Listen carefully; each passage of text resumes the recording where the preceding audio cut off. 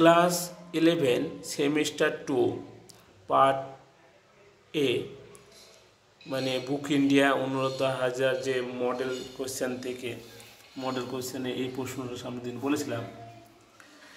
তা পরীক্ষা এই যে মূল বক্তব্য বলেছিলাম, এর পরীক্ষার প্ল্যাট একটা পারদপূর্ণ পাত্রে সমান ব্যাস ও বিভিন্ন ঘনত্ব লোহা, রূপো, দস্তা, নিকেল ইত্যাদি ভাসিয়ে লক্ষ্য করেন। তারা একটা প্রতিবিধান তলে সমান চাপ দিয়ে বিভিন্ন উচ্চতায় থাকে। হালকা ধাতু খণ্ডগুলি বেশি উচ্চতায় এবং ভারী ধাতু খণ্ডগুলি ঘনত্ব অনুসারে কম উচ্চতায় অবস্থান করে।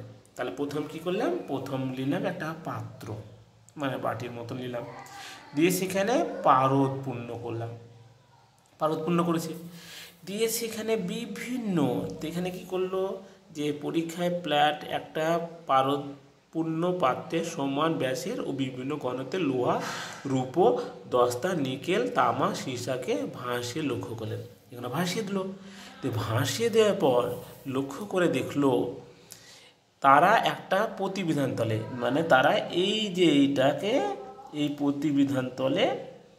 প্রতিবিধান তলের উপরে কি করছে, সবাই সমান চাপ দিচ্ছে, সমান চাপ দিয়ে বিভিন্ন উচ্চতায় থাকছে। দেখো বিভিন্ন উচ্চতায় থাকছে। হালকা ধাতু খণ্ডগুলি বেশি উচ্চতা আর এই ভারী ধাতুগুলো কম উচ্চতা। ধাতুগুলি কি হচ্ছে ঘনত্ব অনুসারে কম উচ্চতা অবস্থান করছে। এবার সিদ্ধান্ত নিল প্ল্যাট এই পরীক্ষায় সিদ্ধান্ত দাঁড়ায় যে বস্তু যত হালকা প্রতিবিধান থেকে তল থেকে তত উচ্চতা বেশি। তাহলে যেমন হচ্ছে পর্বত, আর